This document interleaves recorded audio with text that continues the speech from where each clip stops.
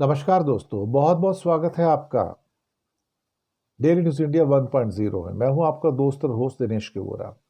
दोस्तों, third world war एक किस्म से हमारे सामने खड़ी है।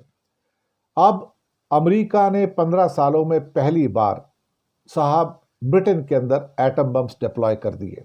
जी हां, ब्लूमबर्ग की बड़ी सनसनीखेज रिपोर्ट आई है कि अमेरिका ने ब्रिटेन के अंदर एटम बम डिप्लॉय कर दिए हैं, बड़ी संख्या में एटम बम डिप्लॉय कर दिए हैं और रशिया को संदेश दिया है कि अगर तू हमको अटैक करता है तो हम उसके लिए तैयार हैं।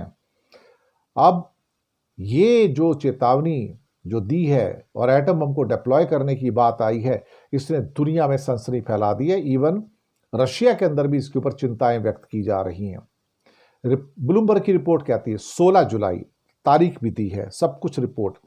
16 जुलाई को अमेरिका का एक मिलिट्री प्लेन उड़ता है। जी हाँ, मिलिट्री प्लेन उड़ रहा है। ट्रांसपॉन्डर ऑन रखे जाते हैं ताकि उससे जो इंफॉर्मेशन है वो रशिया तक पहुंचती रहे कि हाँ, हम एटम बम लेके जा रहे हैं और इंग्लैंड के अंदर डिप्लॉय करने जा रहे हैं। वो अमेरिका के अंदर न्यू मैक्सिको के किर्टलैंड एयरफोर्स बेस से उड़ता है। विमान जो है कुल मिला के न्यू मैक्सिको के किर्टलैंड एयरफोर्स बेस से, जो कि न्यूक्लियर एयरबेस है, वहां से उड़ता है। और ये ईस्ट इंग्लैंड के रॉयल एयरफोर्स लैकनहीथ एयरपोर्ट के लिए जाता है। जी हाँ, ईस्ट इंग्लैंड के रॉयल एयरफोर्स लैकनहीथ एयरपोर्ट पे जाता है।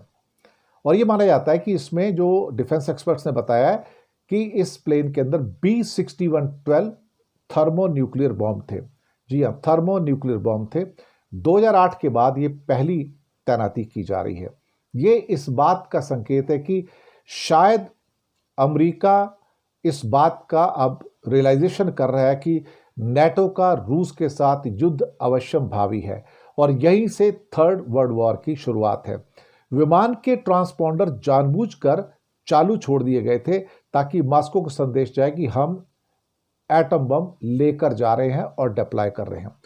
अभी ना तो अमेरिका ने इसकी पुष्टि की है, ना ब्रिटेन ने इसकी पुष्टि की है, ना ही डिनाइल किया है, लेकिन ब्लूमबर्ग ने सारी चीजें बताई हैं, टाइमिंग बताए हैं, फ्लाइट बताई है, कौन से एयरपोर्ट से उड़ी है, 16 जुलाई को डेट बताई है, कौन से एयरपोर्ट से उड़ी, कहां लेके गई और कितने बम हो सकते थे, 10 से 12 बम हो सकते थे एक प्लेन के अंदर, वो सारी की सारी चीजें बताई गई हैं।